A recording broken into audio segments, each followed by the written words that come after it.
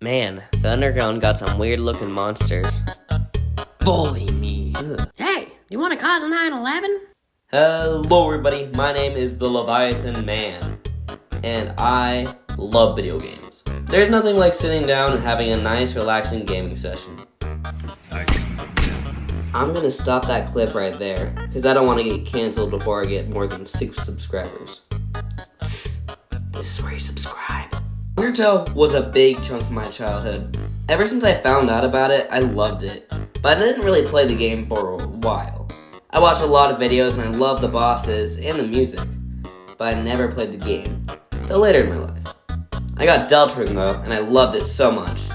I think that was in 2020 when I actually bought Undertale. Man, I loved Undertale so much. When I bought the game, I couldn't describe in words how much I loved it. So I'll show you. Every second of the game is either funny, fun, or oh my god! This game can be emotional too, because of the amazing character and storytelling. And the fandom is so cool. Until it isn't. And the music, oh, the music is the best I heard out of any video game. I don't care if this video gets copyrighted, I'm gonna be playing the music all the way through, because the music is so good in this game, it's insane. I could praise it all day though. I should probably just talk about how the game plays through. Spoiler alert, by the way, for the game, because I'm going to go through all the way through the pacifist route. Your journey begins by falling in a hole at the top of a mountain. You're then confronted by the most evil character in the game. For now. Yeah, this is a flower that tries to kill you. In this world, it's kill or be killed. Like Osama bin Laden. He had to do what he had to do. Anyways, Go Mama comes and saves you. Or just say Toriel, because people that say Goat Mama, well, she takes you through the ruins, and you encounter a lot of monsters. You can spare them or kill them, but this is the pacifist route, so you are going to spare them. There are some really fun encounters here, especially Napstablook. He's one of the best mini-bosses I think I've ever seen in a video game. But anyways, Toriel, she takes you to her home, and she gives you a butterscotch cinnamon pie. You ask her how to exit the ruins, and she responds with wanting to destroy the only door to leave the ruins, so that sucks, now you gotta fight her. This is a pretty good boss battle. I mean, the attacks are pretty hard to avoid, I mean, for a first boss anyways, and the music is pretty boppin'. You spare her by just pressing the spare button and not attacking her, and she realizes that she doesn't need to fight you. And she needs to let you go through because you'll just be unhappy stuck down here. She ends up hugging you, which is, it's pretty sweet and awesome. And she lets you go, and it's great. I gotta say, the music in this area, pretty good. I mean, like, the ruins music is pretty good, but the track Home, oh my god.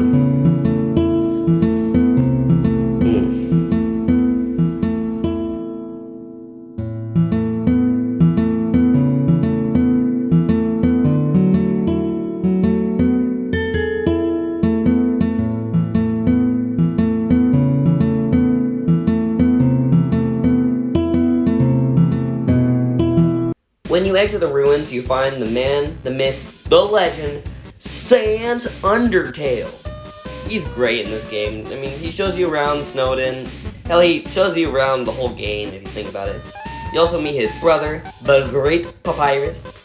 He's also funny. He makes all these traps to catch you, and he messes up pretty much every time, but he puts a good fight, and it is awesome. It's an awesome boss fight.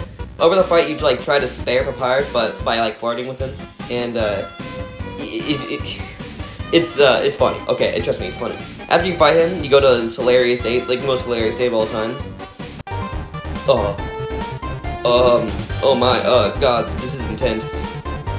Oh, what should I say? I'll say this. Yeah! You then go to Waterfall, and this is where you meet the character named Undyne, and she's trying to kill you. You don't really know why she's trying to kill you or why anybody is, but you do find out at the ending of Waterfall, where Undyne says that they need 7 human souls to exit the underground. Nor the 7th soul. Wait, so you've been killing kids, to get the souls? Well, yeah, but dude, that's horrible. That's not right. Those are children. Her fight is so awesome. I usually struggle with it a little bit, but it's awesome. And can I say that the music in the waterfall area, it is so good!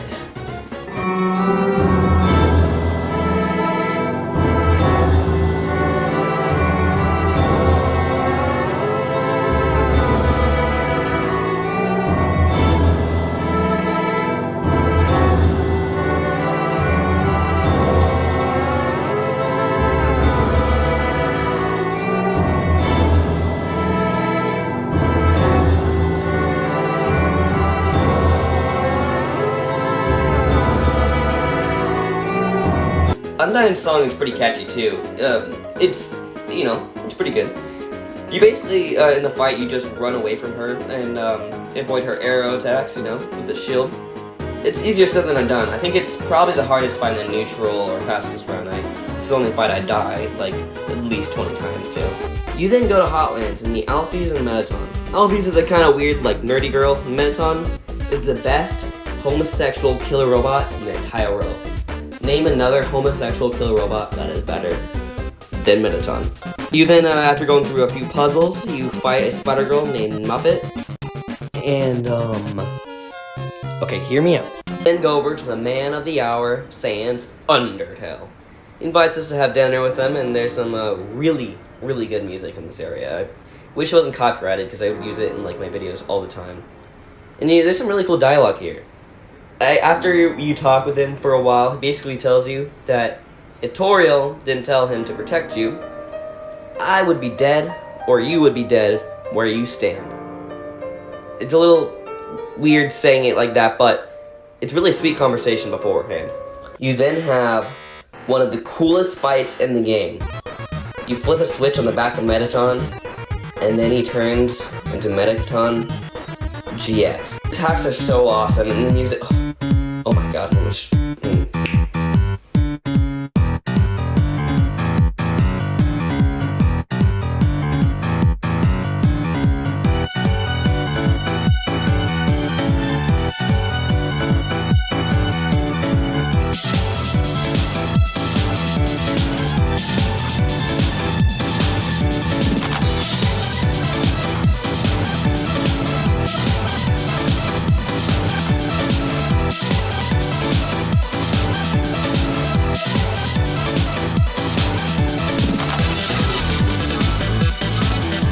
After the fight, though, you have a really, really, really sad moment in the game. You basically find out you have to kill Asgore, because you need 2 souls to exit the underground. A human soul and a monster soul. And that doesn't sound so bad right now, because Asgore's planning on, like, killing every human, but you really don't want to do it after you find out a little bit of this lore.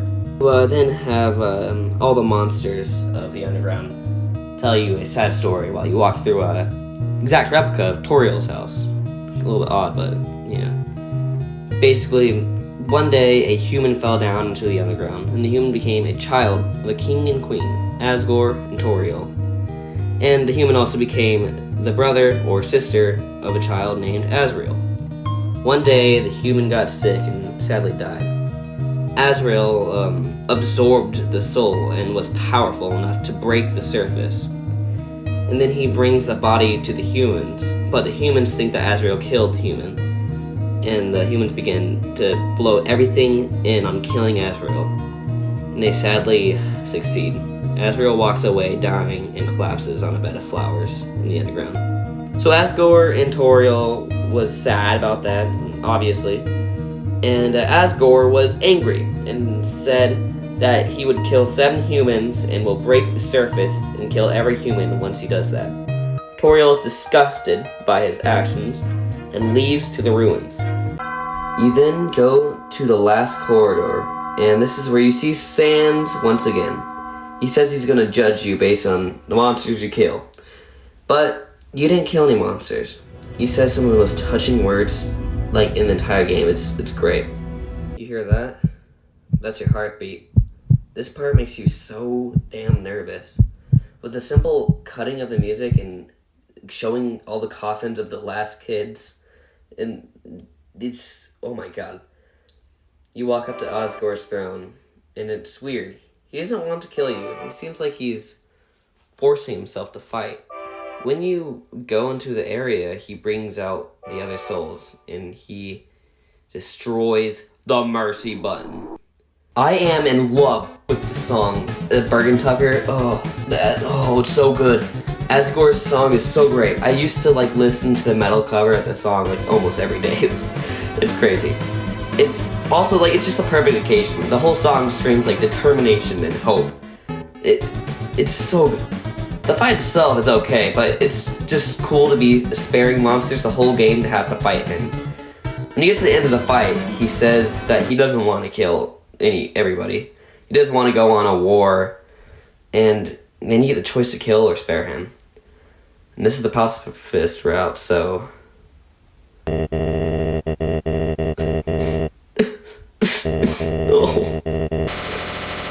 No!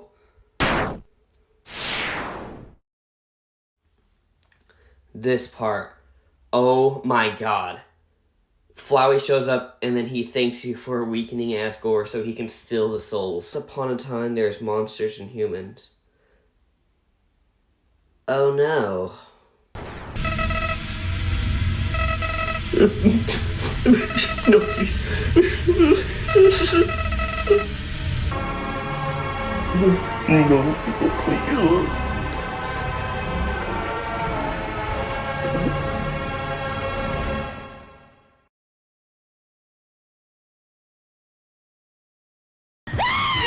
This fight is perfect for the occasion, once again.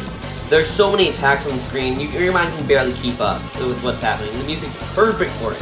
Throughout the fight, you get to free souls after Flowey attacks, and they give you health. Keep on doing this until... Oh my god, this is so epic. This might just be the most goosebumps I've ever have gotten. The piano is really great. Oh my god, Lord, this is awesome. And then you go back to the fight and Flowey, but with the power of souls, you just, oh my god. Horror turns to hope and determination. This fight is not just a final boss battle, it's also an amazing finale. It's so damn awesome. What? Yeah, so Flowey saved at the very beginning of the fight. Yeah, that's not fair. He begins to kill you over and over and over again until...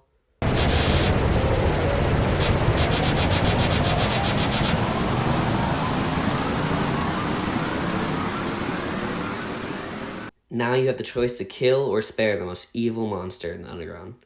Whenever you choose Mercy, Flowey will insist on killing him, but you don't. Flowey then runs away, and you get a call from Sans telling you how things are doing. The underground is kind of sad. All the monsters have lost hope because Asgore and the souls are gone. And after that information from the call, I mean, it just ends. In the game as well, sort of.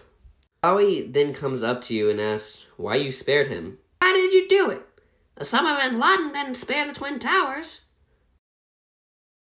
Dude. He sends you back before you fight Asgore, and now you gotta make friends with Undyne and Alphys. First you go to Undyne's house, and you do the most intense cooking session ever. Then you go to Alphys, and you have Undyne and Alphys go on a date. Both those were pretty funny. But when you go to check on Alphys to see if she's okay, you see a note that says that she has to deal with something. She feels bad about something, apparently. You go to the elevator that was near the note, and you go down to Alphys' lab. Oh my god. So I already told you all that this game has horror elements. But this part, oh my god. You get to read these TV screens telling you Alphys' story while getting the keys for the doors. And things are eerie, but nothing... Oh my god! Things are the amalgamates. They litter Alphys' lab, and they are horrifying! Especially the Snowden type one and the dog one. Oh. This part is one of the creepiest things in any video game. And it's great, because it's not even a horror game, it's so good. You soon find out by reading all the notes that Alphys took on the TV screen that Alphys was stationed to try to resurrect the fallen monsters by injecting pure determination into the monsters. She tries it out on a flower that Azrael fell on, and it disappeared. You know, that probably doesn't matter, and it doesn't mean anything at all. Anyways, monsters injected with the determination morphed together and created those things. That's why Alphys feels so guilty. Now you take the elevator up, and you can't go back because these vines are blocking the elevator. Anyways, you go back to fight Asgore, and then Toriel shows up to stop him. This part is funny because Asgore just gets so disrespected by Toriel. And when all your friends show up, Sans comes in to talk to Toriel. Asgore starts like crying in the background. But yeah, you got a happy ending. You don't have to fight Asgore, all your friends are together, and it's great. Hey, Papyrus, how were you able to get everyone together? Well, let's just say a little flower that makes a lot of 9/11 jokes helped me out. What? Sigma? Flowey outthought you, and he was able to gather up all of your friends in one place to kill them. And he also got all the souls that the humans, too. He's about to kill you, but then everyone shows up in the underground to help you win the fight. But then Flowey takes all the souls in the underground. Hey, it's me, your best friend. Osama bin Laden. Azrael Dreamer. You hear that epic music? Yeah, this fight is awesome. The song remixes all the opening songs, and it really makes you feel like everything in your journey comes down to this moment. The fight itself is good, but not as good as Omega Flowey. You talk to Azrael, and he explains that he's just gonna reset the game, and it will reset the memories of everyone else that you love. So he does an attack that will do that, but somehow you survive. But then he goes into a new form, and you can't move. You begin to lose hope, but then you call for help.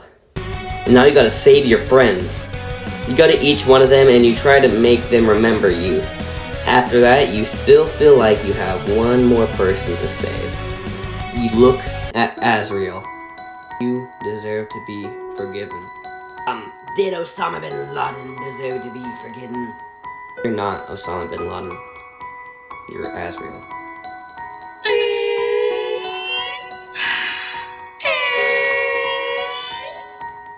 Azrael gets out of his form, and then he explains that he didn't have a soul before, so he couldn't feel love.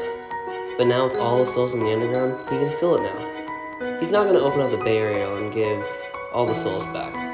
But first, you give him a hug. You then wake up, and then all your friends are there, and the barrier is broken. You go out, and everybody gazes on the beautiful sunrise. Each friend leaves, one after another, until it's just you and Toriel. She asks you if you will stay with her. You better say yes, because you're a good person. And that is Undertale. The end credits show what happens to all the monsters, and it's over. Once again, seeing this all, it's awesome. It does kind of make me cry. It's beautiful. Thank you all so much more for watching this. I really appreciate it, and I hope that you'll stay and subscribe to this YouTube channel. I really appreciate it, and thank you all so much for watching. In Jesus' name, amen.